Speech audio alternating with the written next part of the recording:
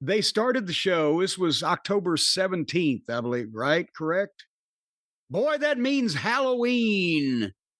All Hallows Eve is going to be on a Friday night. I wonder if they'll have their guys dressed up in costumes and Triple H can come out dressed as Taka Michinoku or something. But they do the in-ring with Cody, and he's in the ring after they've done the package on the Vision turn and the whole 9 yards. And he milks it. It's 8 minutes into the show before he spoke a fucking word. And then it's just a brief promo on Seth. And then but now I've got issues of my own. I'm handling SmackDown business.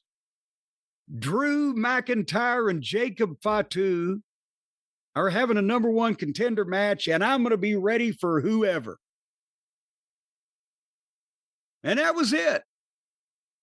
Besides the fact that it was barely worth the walk to the ring for the time he spent speaking. This confused me until I realized, even though we talked about on the last program we did, you and I, Brian, did we not? Am I in a hallucinatory state from book signing drunkenness?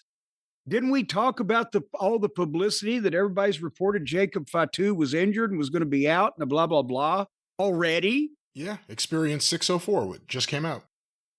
But it's not like we broke any we didn't have the Pentagon Papers here. This was a widely known, as who was it one time somebody cut a promo and said it's a well-known secret.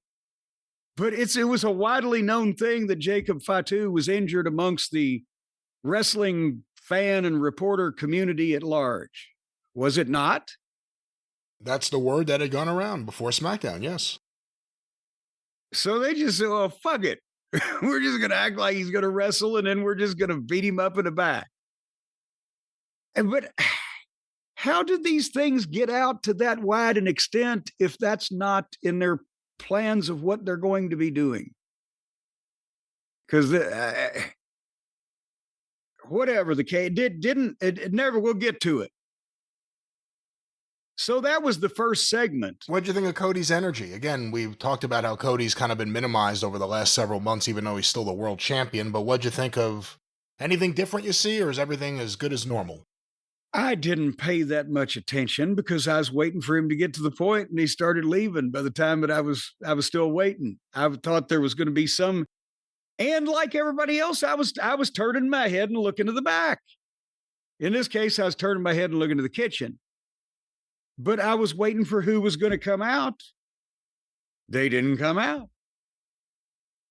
But I'll tell you what they did do. They did have Cody later on in the back come up on Jacob Fatu, and Fatu gave him a big promo. When I'm finished with you, when I'm finished with Drew, then I'm going to show you the real me, or whatever the fuck he said. And Cody's like, good luck, and I look forward to it. So there's still nothing the matter with Jacob. More on this in a moment. In between that, they had Charlotte Flair and Alexa Bliss and Sol Ruka and Zarya and Zarya. I didn't pay attention.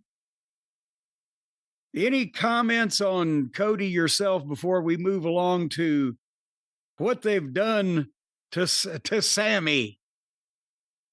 No, nothing really from the beginning. Like you said, I'm waiting for something to happen. Took him long enough just to get to the ring. I mean, it's a dream for people who love fast forwarding, because you can kind of just go from one thing to another to another. You finish SmackDown in 20 minutes. See, that's the thing I miss about the streaming. It's hit or miss as to whether you can see what you're skipping or not. But I feel you. But I think even though Cody comes back later in the show and has a big angle, I guess technically a match,